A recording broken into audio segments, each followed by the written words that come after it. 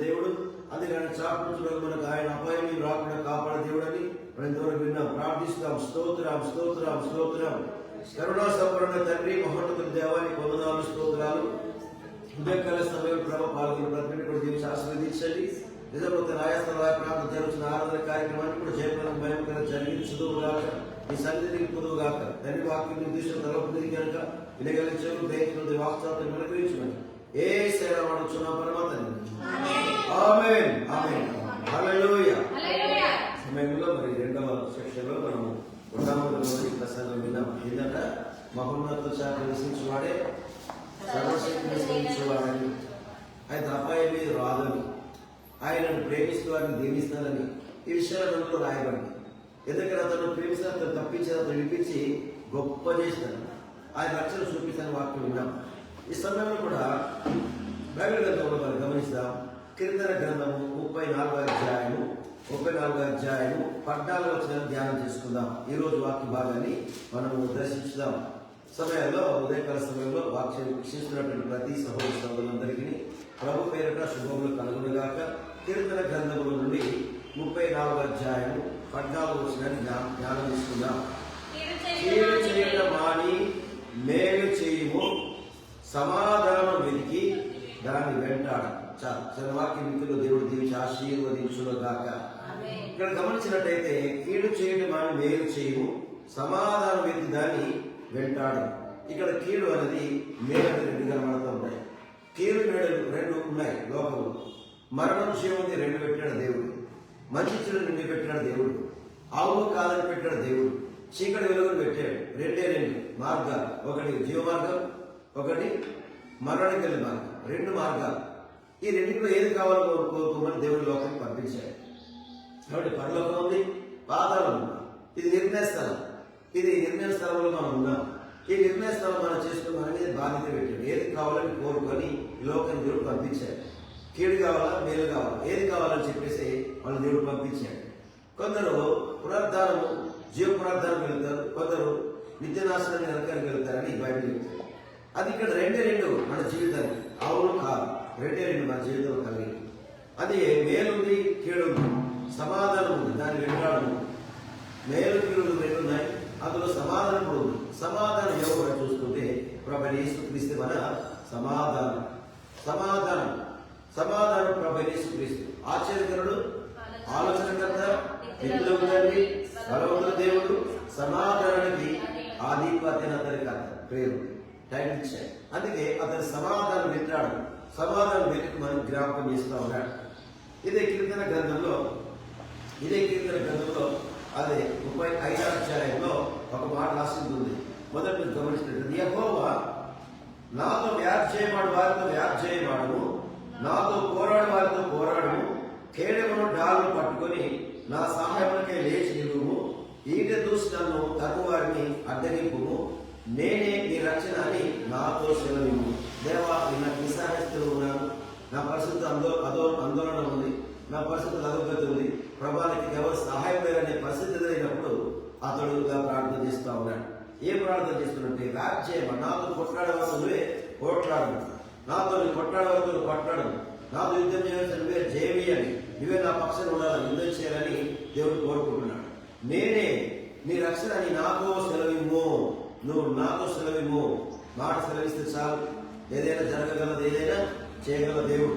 అందుకే నా ప్రాణము తీయగోరు వారికి సిగ్గు అవమానమును కలుగును గాక, నాకు కీడు చేయ ఆలోచించు వారు వెనుకకు మళ్ళీ లజ్జపడదురు గాక అన్నాడు. దేవుడికి స్తోత్రం. అవమానం అందుదురుగా, స్నేహం అందుదురుగా, బాధపడదురు గాక జ్ఞాపకం చేస్తారు పిల్లలు. అది ఇక్కడ గమనించినట్లయితే చరిత్రకు వెళ్తే, ఒక చరిత్రకు వెళ్తే ఎస్తేర్ గారు ఉన్నారు, బైబిల్ ఎస్తేర్ గారు ఉన్నారు. ఎస్తేర్ గారు తన యొక్క పిడతైనటువంటి మొర్దెకాయ దగ్గర పెంపబడుతున్నారు. అయితే ఆవిడ శూషణకు దాసత్వం వెళ్ళిపోయారు. శూషణకు వెళ్ళిపోయిన తర్వాత ఏం జరిగిందంటే, అక్కడ రాజు దగ్గరికి ఆ సెలబ్రేటర్కి అక్కడ వాస్తు బదులుగా ఎస్తేర్ దేవుడు ఎన్నుకున్నాడు. ఎస్తేర్ ఎన్నుకున్న తర్వాత ఏం జరిగిందంటే, ఆ మొర్దెకాయకి బహుమానం ఇవ్వాలని రాసుకున్నాడు. బహుమానం ఇవ్వాలని రాసుకున్నాడు.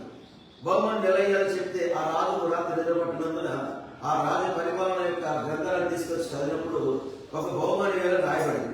ఈ బహుమానం ఎవరికి ఇవ్వాలి అని చూస్తుంటే అది మొర్దెకాయకి ఇవ్వాలని అక్కడ ఉంది. కానీ మొర్దెకాయకి ఇచ్చారంటే ఇవ్వలేదు, అప్పటికి ఇవ్వలేదు. ఇవ్వనందున ఏం జరిగిందంటే అక్కడ రాజు గారి మంత్రి ఉన్నారు. ఎవరున్నారు? హామాన్ ఉన్నాడు బయట. హామాన్ గారు ఉన్నారు.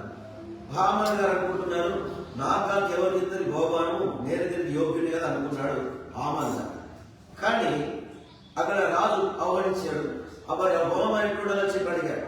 ఆ బహుమానం ఎలా ఉండాలంటే, ఆ బహుమానం ఎట్టుండాలంటే రాజు గురం ఎక్కించాలా, రాజు గురం ఎక్కించి రాజు వస్త్రం ధరింపజేయాలా, ఆ రాజు అక్కడ గౌతని కూర్చోబెట్టాలా, ఆ ముంగడికి గుర్రం మీద ముంగడికి నడవాలా, తిప్పాలని చెప్పేసి ఆ బహుమానం చెప్పి మంత్రి అయినటువంటి ఆ హామాను ఆలోచించాడు. హామాన్ ఏం చేశాడు? మొర్దెకాయ కొరకు ఉరికమ్మని చెప్పిస్తున్నాడు. ఎందుకు? ఈయన ఉరిదీయాలి, ఈయన యూదుడు. ఎవరు? మొర్దెకాయని చంపాలంటే హామాన్. అంటే హామాన్ యొక్క ఆలోచన విధానం వేరు, మొర్దెకాయ ఆలోచన విధానం వేరు. మొర్దెకాయ ఆలోచన విధానం ఏంటంటే రక్షించాడు, రాజును రక్షించాడు కనుక ప్రాణదాయకుడిగా ఉన్నటువంటి ఆ మొర్దెకాయ గారు ఆ ప్రాణదాయకుడిగా సమయంలో మరి ఈ హామాన్ యొక్క ఆలోచన విధానం రాజును సభను ఉద్దేశించినప్పుడు ఆ రాజు నుంచి ఆ రాజు ప్రాణాన్ని కాపాడినటువంటి మొర్దెకాయకి ఈ బహుమానం ఎలా రాసింది. ఈ బహుమానం ఏదైతే మనం ఆలోచించినప్పుడు మొర్దెకాయ ఏమనుకుంటున్నాడు, నాకు తప్ప హామాన్ ఏమనుకుంటు నాకు తప్ప ఎవరికి ఇస్తారు ఈ బహుమానం అంటే. చూడండి, ఎస్తేర్ గ్రంథం 6వ అధ్యాయం 1వ వచనంలో జ్ఞాపకం చేసుకుంటాడు. దయచేసి సమయంలో ఎస్తేర్ గ్రంథము 6వ అధ్యాయంలో 1వ వచనం జ్ఞాపకం చేసుకుందాం. ఆ రాత్రి రాజు నిద్రపట్టక పోయినందున సమాచార గ్రంథం తెమ్మనెను. రాజు ఆజ్ఞగా అది రాజు చదివించెను. ద్వారపాలకుడైన మిగ్దాను ఇద్దరు నపుంసకులు రాజైన అహష్వేరోషు సంగతి మొర్దెకాయ తెలిపాను. ఆయన రాయబడి రాజు ఆ సంగతి విని ఇందు నిమిత్తము మొర్దెకాయకి బహుమానం ఏదైనా అని ఘనత ఏదైనా చేయబడగా అని ఆయన అడగగా, ఏమైనా ఘనత మహిమ ఏదైనా అతనికి బహుమానం గిఫ్ట్ ఇచ్చామా అంటే అయ్యకేమి ఇవ్వలేదు. ఆయన రాసింది ఎవరికి ఇవ్వాలి బహుమానము? మొర్దెకాయకి. మొర్దెకాయకి ఎందుకు ఇవ్వాల్సి వచ్చింది? రాజు ప్రాణాన్ని రక్షించాడు కనుక. అయితే అందుకు అతని బహుమానం నేను ఇచ్చామంటే ఏమి ఇవ్వలేదు. మరి బహుమానం ఎలా ఉండాలని చెప్పినప్పుడు ఆ రాజు అడుగుతాడు, ఎలా ఉండాలి బహుమతి? చదువు. అప్పుడు ఆవరణంలో ఎవరు ఉన్నారని రాజు చెప్పాను. అప్పటికే హామాను తాను చేయించిన ఉరికొయ్య మీద మొర్దెకాయని ఉరిదీయాలని, ఎవరి ఉరికొమ్మ మీద ఎవరిని ఉరిదీయాలనుకుంటున్నాడు? మొర్దెకాయని ఉరిదీయాలనుకుంటున్నాడు. ఆమా జరిగింది ఒకటి, 5 దేవుడికి స్తోత్రం. జరిగింది ఒకటి, 5. ఎవడు తవ్వుకున్న గోతులో వాడే పడవలసి, ఎవడు తవ్వుకున్న గోతులు వాడే వలస. ఇక్కడ గోతు తవ్వుకున్నట్టుగా ఏమి ఉరికమ్మ ఎక్కించుకుంటున్నాడు ఆవా, మొర్దెకాయ కొరకు ఎత్తున్నాడు. కానీ ఆ ఉరికమ్మకి ఎవరికి ఎక్కారంటే ఆ హామాన్ ఎక్కవలసి వచ్చింది. మొర్దెకాయకి ఏం జరిగింది? ఇప్పుడు బహుమానం గుర్రం మీద ఎక్కించి గుర్రం మీద అతన్ని రాజవస్త్రం ధరింపజేసి ఆ గుర్రం మీద కొడుకట్టు చేశాడు రాజు. చదువు.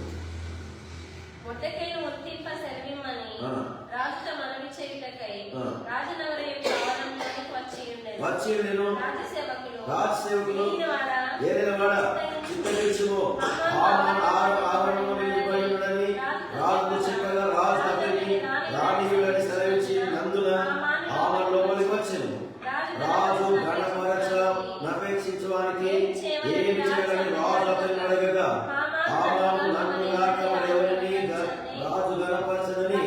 అపేక్షించదని తనలో అనుకున్నాడు. నాకంటే ఇంకెవరు గొప్పలు, నాకంటే ఇంకెవరికి సన్మానం వస్తుంది, నాకంటే ఎవరికి ధర వహిస్తుందని చెప్పి అనుకున్నాడు హామాన్. అయితే ఇదంతా చెందింది ఇప్పుడు మొర్దెకైకి చెందింది. హామాన్కి ఏం చెందింది? ఉరికమ్మం ఎక్కించి 10 వచనం వరకు కూడా అదంతా మనం జ్ఞాపకం చేసుకుంటామండి. గమనించినట్లయితే కీడు చేయడం అని మేలు చేయము. ఈరోజు వాక్య భాగంలో మనం వింటున్నాం, కీడు చేయడం అని మేలు చేయము, సమాధానం వ్యక్తిదాన్ని వెంటాడదని రాస్తుంది. సమాధానం వ్యక్తిదాన్ని వెంటాడదు. 37వ కీర్తనలో మనం జ్ఞాపకం చేసుకుంటాం. 37వ కీర్తనలో 26వ వచనంలో కూడా జ్ఞాపకం చేసుకుందాం. ఈ ఉదయకాల సమయంలో వాక్యం వింటున్న ప్రియ సహోదర సహోదరులారా, ఎప్పటికైనా ఎవరికైనా మనం కీర్తనలు పెడితే ప్రమాదం మనకే. మనం మేలు చేయడం వచ్చింది. యేసయ్య ఇప్పుడు లోకానికి వచ్చి మేలు చేయడానికి వచ్చాడు. ఎవరికి కీర్తన పెట్టలేడు, ఎవరికి ఆలోచించలేడు. ప్రతి ఒక్కరు బాగుండాలి. అందరూ నేను క్షీణించకపోయిన పర్వాలేదు కానీ అందరూ లోకం బాగుండాలని తనకు తాను తగ్గించుకొని, తనకు తాను రిక్తం చేసుకొని, తనకు తాను నిలబెట్టుకొని, సెలవు ప్రాణానికి ఎక్కించబడి, శిలువలకు కొట్టబడి, మరి మరణంత వరకు కూడా అతను ప్రాణం పెట్టేవాడుగా, ఓర్చుకున్నవాడుగా కనబడతా ఉంటాడు. అందుకే ఎవరిని కూడా ఆయన ఇబ్బంది పెట్టలేడు, ఎవరిని కూడా ఆయన శాసించలేడు, ఎవరిని కూడా అతను హింసించలేదు. ఆయన ప్రేమను చూపించాడు. శిలువ మరణం పొందే వరకు కూడా ఆయన చూపించాడు ప్రేమని. గమనించినట్లయితే అదే 37వ కీర్తనలో 26వ వచనంలో, దినవేళ వారు దయాళులై అప్పించుచుందురు, వారి సంతానపు వారు ఆదరించబడుదురు. కీడు చేయడం మాని మేలు చేయము, అప్పుడు నీవు నిత్యము నిలుచుము. కీడు చేయడం మాని మేలు చేయము. ఏదైనా వరకు కూడా ఒకవేళ నీకు చేత కాకపోదు, మేలు చేయడం చేత కాకపోతే ఏం చేయకూడదు? కీడు మాత్రం వరకు చేయకూడదు. నీ చేత కాకపోదు, మేలు చేయడం చేత అవుతుంది. మేలు చేయడం చేత కాకపోతే కీడు ఎవరికి మాత్రము చేయకూడదు. అందుకే కీడును విసర్జించి మేలును వెంటాడి మంచి సమాధానం వెతికితే దేవుడు మనకు తోడై ఉంటాడు. చూడండి ఇక్కడ అంటాడు, అందుకే దీని మీద వారు దయాళులై అప్పించుదురు, వారి సంతానం వారు ఆశ్రయించబడుదురు. కీడు చేయడం వారి మేలు చేయము, అప్పుడు నీవు నిత్యము నిలుచుదువు. యాదైనగా యెహోవా న్యాయం ప్రేమించువాడు, తన భక్తుల విడువడు, వారెప్పటికీ కాపాడుతురు గాని భక్తినుల సంతానం నిర్మూలమగున. భక్తినుల సంతానం నిర్మూలమగు. భక్తి లేక ఇక్కడ గమనించిన వెలుగు చీకటి, మరణం జీవం అని రెండింటిలో మనం జీవన విధానం జరుగుతాం. అయితే రెండు ఒకటి పరలోకం ఉంది, ఒకటి పాతాళం ఉంది. ఇది నిర్ణయ స్థలం. నీకు ఏది కావాలో కోరుకొని దేవుడు నీ లోకాన్ని పంపించలేదు.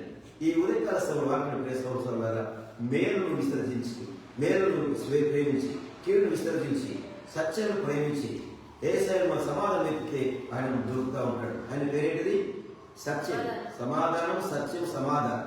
సమాధానం నువ్వు వెంటాడడం మంచిది. అయితే సమాధానం ఏంటంటే సమాధానం స్వార్థ ప్రకటిస్తే లోకానికి వచ్చాయి. చూడండి, మన ఈ లోకంలో చాలా మంది గృహాలు, చాలా మంది దేశాలు, చాలా మంది రాష్ట్రాలు, చాలా మంది వీధుల్లో, చాలా మంది ఇక్కడ చూస్తే ఏం దొరకదు? దొరకదు. ఏం దొరకదు? సమాధానం దొరకదు. బాగా మంది కలుస్తుంటారు, చాలా మంది చూస్తూ ఉంటారు. చాలా మంది గమనిస్తుంటే మందిని కూడా ఏం చేస్తారంటే చాలా ఎంతో కలిసిమెలిసి కనబడుతుంటారు, కలిసిమెలిసి ఉన్నట్టు ఉంటారు. కానీ ఇంటికి వస్తుంటే ఎలా ఉంటారంటే ఒకరికొకరికి ఎడమొకరు పెడమొకరు. ఏం మన అర్థం ఉండదు. ఏమైనా అర్థం ఉండదు. సమాజం కూడా, లోకం కూడా ఎలా ప్రవర్తిస్తారు. ఒక దేశం సమాధానం, ఒక వాడి సమాధానం, ఒక మనిషి సమాధానం లేదు. ఏం వెతకట్లేదు ప్రజలు ఇప్పుడు? ఎవరు వెతకట్లేదు? సమాధానం వెతకట్లేదు. సమాధానం ప్రభుని పిలిస్తే ఆయన సమాధానం వెతకట్లేదు. దళితులు రాసిన పత్రికలో 6వ అధ్యాయం 9-10 వచనాలు కూడా జ్ఞాపకం చేసుకుందాం. సమాధానం అనేది చాలా అత్యవసరం. మేలు చేయడం మనం మానకూడదు. మేలు చేయడం మంచిది. ఎవరికైనా మనం ఏమైనా మేలు చేస్తే మన ప్రతిఫలం దేవుడు ఇస్తాడు. అయితే మేలు చేయడం మనం మానుకోకూడదు. మేలు చేయడం మంచిది. గలతీ పత్రిక 6వ అధ్యాయం 9-10 వచనాల్లో మనం మేలు చేయడం విసుకయుందా, మేలు చేయడం విసుకయుందా. మేలు చేసిందని అనుకొని మనం ఇప్పుడు కూడా మానేయకూడదు. నేను చేశాను, అది చేశాను, ఇంకా ఎంతని చేయవలసింది. మేలు చేయడం మనం విసిగిపోకూడదు. మేలు చేయడం విసిగిపోక అనేక మేలు చేసి తగిన కాలం పట్టకూడదు. తగిన కాలం ప్రతిఫలం దేవుడు ఇస్తాడు మనం. కనుక దానికోసం మనం మేలు చేయడం ఎప్పుడు మర్చిపోకూడదు.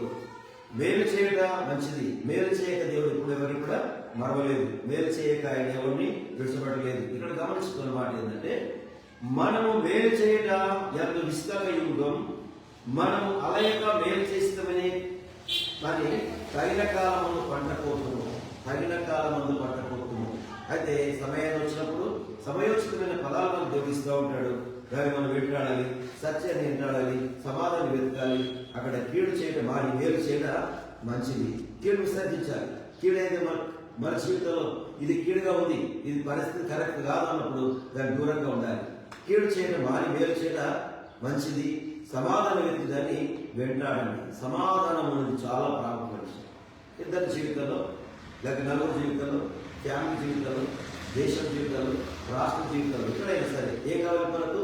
సమాధానం. సమాధానం ఎక్కడ ఉంది అని చూస్తే ఎక్కడ కూడా సమాధానం లేదు, కరువు అయిపోయింది. సమాధానం కరువు. సమాధానం కరువు ఎవరు కరువు అయ్యారు? ఇప్పుడు దేవుడు దూరం అయ్యాడు. దేవుడు దూరం చేసుకున్నారు. దేవుడు వెతికితే ఆయన దొరుకుతాడు. సమాధానం వెతికితే దొరుకుతాడు. సమాధానంతో ప్రేమతో ఏం చేసినా ప్రేమతో చేయవలసింది, సమాధానంతో చేయవలసింది పని ప్రతిపది. సమాధానం లేకుండా మరి ఇద్దరు కూడి సమ్మతించకుండా కూడి నడుస్తారా? సమ్మతం లేకుండా సమాధానం లేకుండా నడుస్తారా? నడవరు. జీవితంలో కావచ్చు, సమాజం కావచ్చు, సంఘమే కావచ్చు, దేశమే కావచ్చు, లోకమే కావచ్చు. ఇద్దరికి ఏముండాలి? ఇప్పుడు సమాధానం. సమాధానం పేరేమో సమాధానం ఉంటుంది. పేరుకేమో ఇంటేమో సమాధానం, సమాధానమే ఉంటుంది. సంతోషముకు సంతోషం ఉంటుంది. ప్రేమకు ప్రేమ పిలుపుదైనట్టు లేదు జీవితం. ఎవరి జీవితం పేరు ప్రేమమ్మ, కానీ ప్రేమనే కొత్తమైపోయింది. ఇది ప్రేమ సమాధానం. ఇంటి కొత్త పేరున సమాధానం. ఏముంది వాళ్ళకి? సమాధానం. పిలుపు బాగుంది, క్రియ మాత్రం లేదు. గమనిస్తున్నట్టయితే ఒక్కొక్కరి పేరు బాగుంది కదా. ఎటువంటి సంతోషమా, సమాధానమా, ప్రేమమ్మ, ఇవన్నీ ఉంటుంది. జీవమ్మ, మరి ఇవన్నీ పేర్లు బాగుంటాయి, కానీ పేలుపుదైనట్టు మన జీవితాలు లేకపోయింది. కనుక మన జీవితాలు పిలుపుదైనట్టుగా మన జీవితం ఉండాలని జ్ఞాపకం చేస్తారు. ఒక ఆయన పేరేమో సుబుద్ధి, చేసేదంతా దుర్బుద్ధుడు. అయితే అన్నట్టు నీ పేరును మార్చుకో, నీ గుణమన్న మార్చుకున్నాడు. నీ పేరును మార్చుకో, నీ గుణమన్న మార్చుకున్నాడు. ఏం మార్చుకోవాలి? ఇప్పుడు గుణం మార్చుకుంటే మంచిది కాదు. పేరు మారుతుంది, మారకపోతే ఏం కావాలి? గుణం మారాలి, బుద్ధి మారాలి. బుద్ధి మారడం ద్వారా మనం అనేకులకు ఆదర్శం నిలిచిపోతాం. అయితే ఇక్కడ గమనించినట్లయితే సమాధానం వ్యక్తి దాన్ని వెంటాడండి అన్నాడు. అయితే మనం మేలు చేయడం ఎంత విస్తరించుము, మనం అల యొక్క మేలు చేసి తినని తగిన కాలం పంటపోతాము. కాబట్టి మనకు సమయం దొరికిన కొలది అందరి విశేషముగా విశ్వాస గృహములకు చేరిన వారి మేలు చేద్దాం. విశ్వాస గృహం చేరిన వారి విషయంలో మేలు చేద్దాం. మేలు చేయడం మంచిది. మేలు అనేది చాలా మంచిది. యేసు ప్రభువు మనకు మేలు చేస్తే ఏం మేలు చేశాడు?